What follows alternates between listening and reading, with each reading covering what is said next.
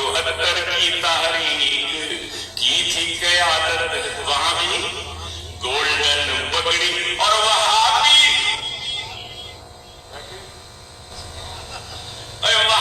بھی دیوبندی بریلوی کر دیے ایک دائی وحدت گولڈن پگڑی والے دائی وحدت گولڈن آخری بات گولڈن پگڑی اور مرزا ناصر کے تھے پسینے چھوٹ گئے 74 کی بات کر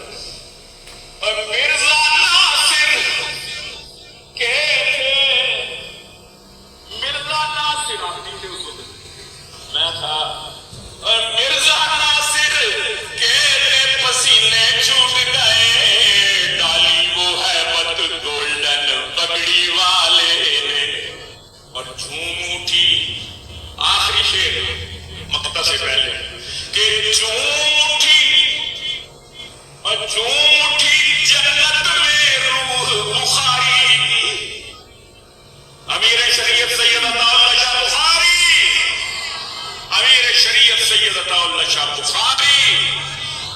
بسم اللہ الرحمن الرحیم السلام علیکم ورحمۃ اللہ وبرکاتہ۔ ویڈیو شروع ہونے سے پہلے آپ نے لاہور میں مینار پاکستان میں اس ٹائم ختم نبوت کانفرنس جاری ہے جو 7 ستمبر 1974 کی یاد میں منائی جا رہی ہے۔ اس وقت سید سلمان گیلانی مشہور شاعر اپنا کلام پیش کر رہے تھے۔ اس ٹائم رات کے 12 بج چکے ہیں۔ تاریخ کے حساب سے ابھی 8 ستمبر شروع ہو گیا ہے، لیکن 7 ستمبر 1974 کے حساب سے آج دن 7 ستمبر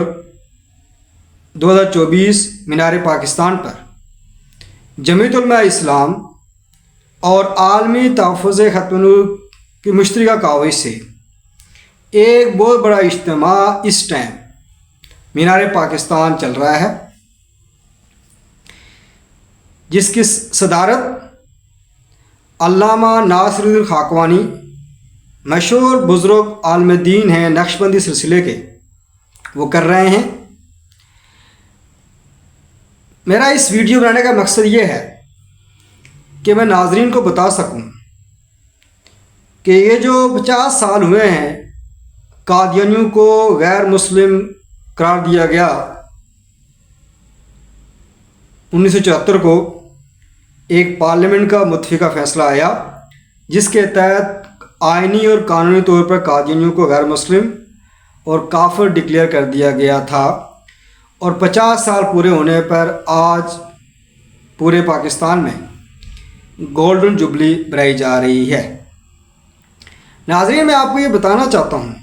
کہ اس کا پس منظر کیا ہے۔ جب یہ ویڈیو اپلوڈ ہو چکی ہوگی تو اس ٹائم 8 ستمبر رات کا ٹائم ابھی 12 بجے ہیں، ہو سکتا ہے رات 2 بج رہے ہوں یا صبح میں اپلوڈ کروں، لیکن میں آپ کو یہ بتانا چاہتا ہوں کہ یہ 12 بجے یہ ویڈیو میں نے بنانا شروع کی، یعنی 7 ستمبر ختم ہونے کے فوراً بعد رات 12 بجے۔ ناظرین، جب انگریز ہندوستان میں آئے، 1857 کی جنگ آزادی ہوئی، مسلمانوں کو شکست ہوئی، انگریز ہندوستان پر قابض ہو گئے، تو انگریزوں نے جہاں مختلف اقدامات کیے، سیاسی سطح پر حکومت لے لی مسلمانوں سے، مسلمانوں کے عقائد کو کمزور کرنے کے لیے، مسلمانوں کے اندر تفریق ڈالنے کے لیے عیسائی مشنری ساتھ لائے گئے جنہوں نے عیسائی کی تبلیغ کی، پھر مشنری اسکول بنائے گئے تاکہ ہندوستان کے مسلمان شکل و صورت کے اعتبار سے تو ہندوستانی رہیں، لیکن فکری طور پر وہ بالکل مغرب کے تابع بن جائیں۔ پھر انہوں نے یہ کام کیا کہ اسلام کا شیرازہ بکھارنے کے لیے انہوں نے اسلام کی بنیاد پر ضرب لگائی، اور اسلام کی جو مرکز محور شخصیت وہ نبی کریم صلی اللہ علیہ وسلم ہیں، ایک فتنہ کھڑا کیا اور اپنی طرف سے ایک بندہ کھڑا کیا ہندوستان میں جس نے نبوت کا دعویٰ کیا، اس کو سپورٹ کیا گیا، اس کی حمایت کی گئی، اور قادیان سے ایک فتنہ کھڑا ہوا مرزا غلام احمد قادیانی جس نے نبوت کا دعویٰ کیا۔ میں کچھ آج آپ کو ایک سرسری تاریخ بتانا چاہوں گا کہ یہ 7 ستمبر 1974 تک علماء کیا کوشش کرتے رہے، اور اس کے بعد جب 7 ستمبر 1974 کو قادیانی کو کافر قرار دیا گیا، اور آج اس تاریخ کو 50 سال ہو گئے۔ 1884 میں ابھی مرزا غلام احمد نے نبوت کا دعویٰ نہیں کیا تھا،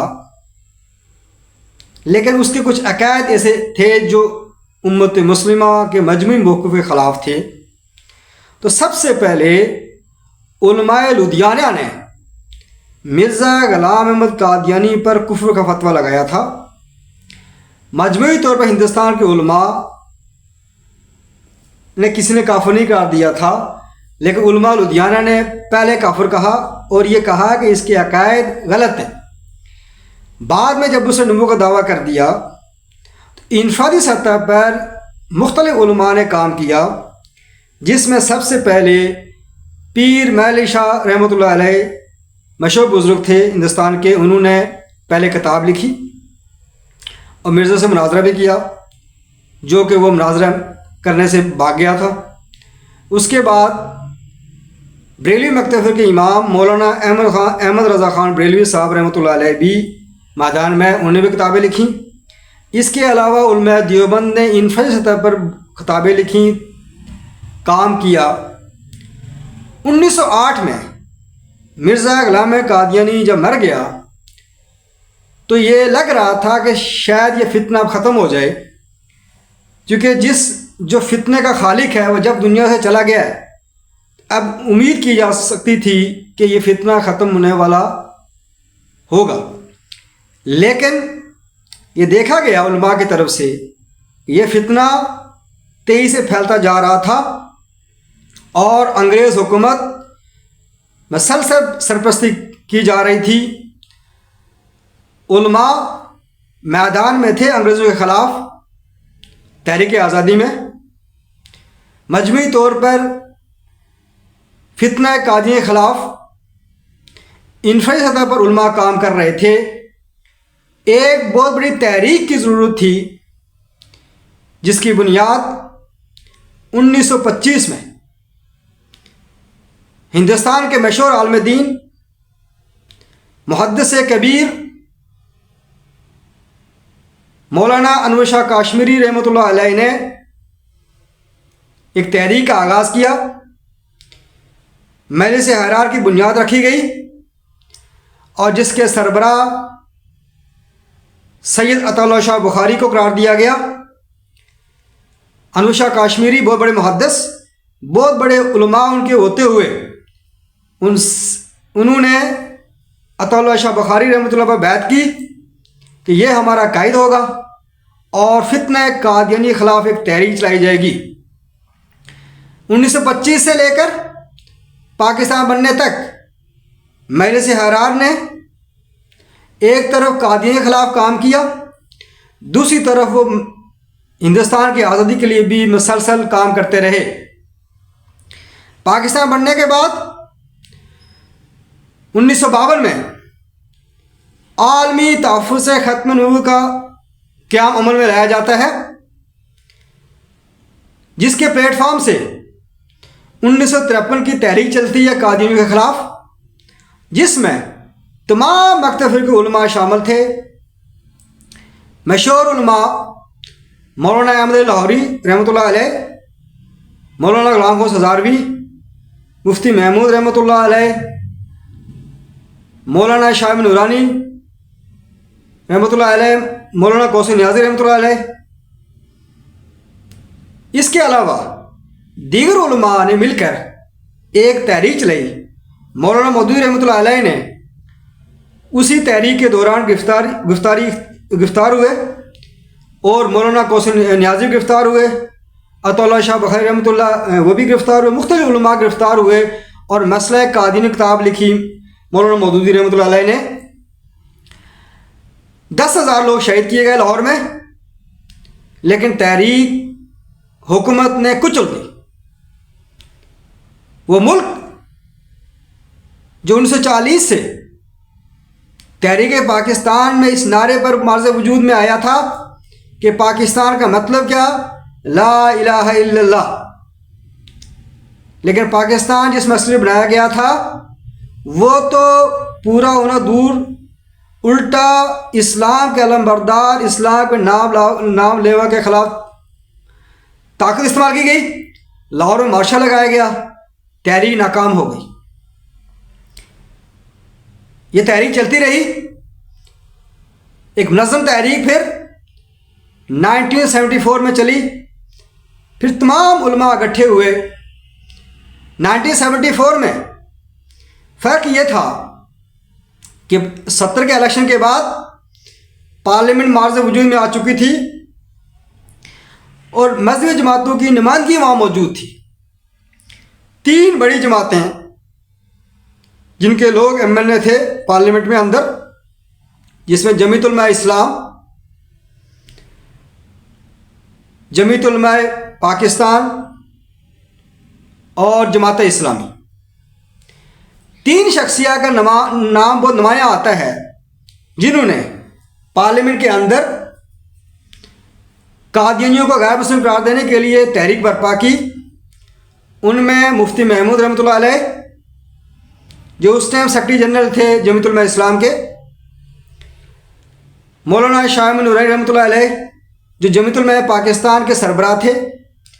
اور پروفیسر غفور رحمۃ اللہ علیہ جو جماعت اسلامی کے مرکزی رہنما تھے۔ پارلیمنٹ کے باہر عالمی تحفظ ختم نبوت اور دیگر تنظیموں نے ماحول گرم کیا، تحریک جاری رکھی، پارلیمنٹ کو پریشر آیا، اور اس کے بعد پارلیمنٹ میں مختلف طرح کی قراردادیں پیش کی گئیں۔ سب سے پہلی قرارداد ان 3 مذہبی جماعتوں کی طرف سے مشترکہ طور پر، یہ JUI، JUP اور جماعت اسلامی کی طرف سے مولانا شاہ نورانی صاحب نے قرارداد پیش کی۔ پھر مولانا غلام حسن ہزاروی رحمۃ اللہ علیہ نے بھی قرارداد پیش کی۔ اس کے علاوہ پیپلز پارٹی کے ایک رکن تھے جو پہلے قادیانی تھے اور مسلمان ہو گئے تھے اور MNA تھے، انہوں نے بھی قرارداد پیش کی، اور کوئی 5-6 قراردادیں پیش کی گئی۔ پھر جب یہ حکومت مان گئی تو حکومت کی طرف سے فیصلہ ہوا کہ ایک مشترکہ قرارداد لائی جاتی ہے، چونکہ سب کا موقف ایک ہی ہے، تو پھر عبدالحفیظ پیرزادہ صاحب نے ایک مشترکہ قرارداد پیش کی، جس پر مرزائیوں کو بھی موقع دیا گیا دفاع کا۔ اس ٹائم جو سربراہ تھا قادیانیوں کا مرزا ناصر، اس کو پارلیمنٹ میں پیش کیا گیا، جس کے سامنے مولانا مفتی محمود رحمۃ اللہ علیہ نے جرا کی اور اس کو شکست ہوئی، اور مشترکہ طور پر 7 ستمبر 1974 کو پوری پارلیمنٹ نے قادیانیوں اور ان کا دوسرا فرقہ لاہوریوں کو غیر مسلم اقلیت قرار دیا گیا۔ ایک بہت بڑی کامیابی مسلمانوں کو حاصل ہوئی۔ اب اس میں ایک بنیادی نقطہ یہ پیدا ہوتا ہے کہ 1953 میں بہت بڑی تحریک چلی، ہزاروں جانیں گئیں، لیکن تحریک ناکام ہو گئی۔ 1974 میں پارلیمنٹ میں موجودگی کی وجہ سے یہ تحریک کامیاب ہوئی۔ تو لہٰذا جو لوگ اسلام کو صرف مدرسے وجود تک محدود رکھنا چاہتے ہیں، ان کے لیے یہ بات غور کرنے کی ضرورت ہے کہ جمیعت علماء اسلام ہو یا جماعت اسلامی ہو یا جمیعت علماء پاکستان یا تحریک لبیک، جو علماء بھی سیاست کر رہے ہیں، امت مسلمہ کو اور پاکستان کے مسلمانوں کو یہ اپنی کوشش کرنی چاہیے کہ ان کے ساتھ تعاون کیا جائے سیاسی طور پر۔ جتنی مذہبی باتیں پارلیمنٹ مضبوط ہوں گی اتنا ہی اسلام کا دفاع ہو سکے گا۔ کوئی اور جماعت، سیکولر جماعت یا نیم سیکولر جماعت، چاہے وہ پیپلز پارٹی ہو یا نون لیگ ہو یا تحریک انصاف ہو، وہ ختم نو کے قانون کو اسلام کے کسی شاعر کو اپنے سیاست کے لیے استعمال کر سکتے ہیں، لیکن دل جمعی کے ساتھ وہ میدان میں کبھی نہیں آ سکتے۔ 7 ستمبر 1974 کے بعد 80 کی دہائی میں جب ضیاء الحق کا دور تھا، مزید قانون سازی ہوئی اور قادیانیوں کے بارے میں فیصلہ کیا گیا کہ یہ اپنے آپ کو مسلمان نہیں قرار دے سکتے، نہ یہ عبادت گاہ بنا سکتے ہیں، اسلام کے شاعر استعمال نہیں کر سکتے۔ لیکن قادیانیوں نے 73 کے آئین کے مطابق جو فیصلہ ان کے خلاف کیا گیا تھا اس کو کبھی تسلیم نہیں کیا، اور مغربی طاقتوں سے مل کر پاکستان میں سیکولر لبرل لابیاں ان کے ساتھ تعاون کرتی ہیں اور ہر وقت سازشیں کر رہے ہوتے ہیں۔ جمعیت علماء پاکستان کو ضیاء الحق نے توڑ دیا، اس کی وہ جماعت کمزور ہو گئی، پارلیمنٹ میں اس کی نمائندگی نہیں رہی۔ جماعت اسلامی 90s تک پارلیمنٹ میں رہی، بعد میں MMA کے پلیٹ فارم سے اس کی سیٹیں ملتی رہیں، لیکن مجموعی طور پر جمعیت علماء اسلام ہر الیکشن میں کچھ نہ کچھ سیٹیں نکال کر آتی رہی، اور جب بھی ختم پر حملہ ہوا یا کوئی کوشش کی گئی تو جمعیت علماء اسلام اور اس کے سربراہ مولانا فضل الرحمان نے پارلیمنٹ میں پرزور آواز بلند کی۔ یہی وجہ ہے جب کبھی بھی پارلیمنٹ میں کسی نمائندے نے کوئی ایسی کوشش کی جس سے انسانی حقوق کے نام پر قادیانیوں کو حقوق دینے کی بات کی گئی تو جمعیت علماء اسلام میدان میں آئی، اور یہ بات خوش کن ہے کہ باقی دینی جماعتوں نے بھی JUI کا ساتھ دیا، پارلیمنٹ سے باہر بھی اور پارلیمنٹ کے اندر بھی اگر کوئی نمائندہ تھا تو انہوں نے ساتھ دیا۔ اس طریقے سے قادیانی 50 سال ہو گئے اپنے ان عزائم میں کامیاب نہیں ہو سکے جو وہ شروع سے کوشش کر رہے ہیں کہ ہم نے 73 کے آئین سے اس شک کو ختم کرانا ہے کہ جس میں ہمیں کافر ڈکلیئر قرار دیا گیا ہے۔ اس سلسلے میں 7 ستمبر 2024 کو مینار پاکستان میں جمعیت علماء اسلام نے اور عالمی تحفظ ختم نور نے ایک بوبا جلسے کا انعقاد کیا جو ابھی جاری ہے، اور کچھ ٹائم کے بعد مولانا فضل الرحمان اس جلسے سے خطاب کریں گے۔ خوش قسمت یعنی یہ کانفرنس اس لحاظ سے بہت خوش کن ہے، اس میں تمام مکاتب کی نمائندگی موجود ہے۔ JUI عالمی تحفظ ختم نبوت تو موجود ہی ہیں، دیوبند مکتب فکر تو موجود ہی ہے، بریلی مکتب کی نمائندگی موجود ہے، جماعت اسلام کی نمائندگی موجود ہے، جمعیت اہل حدیث کی نمائندگی موجود ہے، تمام اہل سنت کے گروہ اس میں شامل ہیں، اور ایک قومی کانفرنس یہ ہے جو ایک خوش کن بات ہے، خوش آئن بات ہے کہ ایک ایسا موضوع جو ہر مسلمان کی آواز ہے اس پر امت اکٹھی ہو جاتی ہے اور پاکستان کے مسلمان اکٹھے ہو جاتے ہیں، اور اسی کا ایک مظاہرہ اس ٹائم مینار پاکستان پر ہو رہا ہے۔ ناظرین، میں نے جو باتیں آپ کو بتائیں اس کی تفصیل کے لیے ظاہر ہے بہت ٹائم چاہیے، لیکن میں نے سرسری طور پر آپ کو ایک دائرانہ جائزہ لیا ہے کہ کوئی بھی آدمی جو تاریخ ختم نبوت سے واقف نہیں ہے تو اس کو اگر وہ مطالعہ کرنا چاہتا ہے تو ان نکات کو سامنے رکھ کر اگر وہ مطالعہ کرے گا تو اسے وہ گہرائی بھی سمجھ آئے گی، اور اس ختم کے جو پہلو ہے اس کو سمجھنے کا موقع ملے گا، اور خاص کر سیاسی سطح پر جو سازشیں ہوتی ہیں اس قانون کے خلاف اور کس طریقے سے ہو رہی ہوتی ہیں، اور ہمارے مسلمان پاکستانی عوام وہ بھول جاتے ہیں، اور بدقسمتی سے جب بھی وقت آتا ہے تو وہ سیکولر لبرل لوگوں کی باتوں میں آ جاتے ہیں اور وہ سمجھ رہے ہوتے ہیں کہ یہی ہمارے لیڈر ہیں، یہی ہمارے ہیرو ہیں۔ دراصل وہ آپ کے ہیرو بھی نہیں ہیں نہ لیڈر ہیں، وہ وقتی طور پر آپ کو یوز کر رہے ہوتے ہیں، اور یہی وجہ ہے کہ پاکستان 74 سال ہو چکے ہیں ایک اسلامی ریاست نہیں بن سکا۔ جو کچھ بھی اسلامی قوانین 73 کے آئین میں موجود ہیں وہ انہی علماء کی کوششوں کا نتیجہ ہے جن کو ہمارے عوام جب بھی موقع آتا ہے ٹھکرا لیتے ہیں۔ یہ تو میں نے ایک یعنی اصلاح کے لیے بات کی ہے، میں نے یہ موقع نہیں ہے، لیکن میری اپیل یہ ہے کہ عوام سے اپیل کی جاتی ہے کہ وہ ختم کے قانون کو ضرور پڑھیں۔ یہ تو آپ مانتے ہیں، لیکن اس کے سیاسی اثرات پاکستان میں جو سیاست ہوتی ہے اور عالمی سطح سے سیاست ہو رہی ہے، پاکستان میں عالمی قوتیں جس طریقے سے تلی ہوئی ہیں کہ قادیانیوں کو مسلم فرقہ قرار دیا جائے اور مذہبی جماعتوں کو پارلیمنٹ سے باہر نکالا جائے، ان کی طاقت کو کمزور کیا جائے، تو وہ سازشوں میں لگے ہوئے ہیں۔ تو پاکستانی عوام سے اپیل ہے کہ وہ اس حقیقت کو جاننے کی کوشش کریں اور مغرب کے اس پروپیگنڈے کو، مغرب کے اس ایجنڈے کو ناکام بنانے کے لیے عملی اقدامات کریں۔ بہت شکریہ۔ یہ جو میں نے ویڈیو بنائی ہے اس کو آپ سنیں اور شیئر کریں اور میرے چینل کو سبسکرائب بھی کر دیں۔ اس کے ساتھ ہی آج کی اس ولاگ کا اختتام ہوتا ہے۔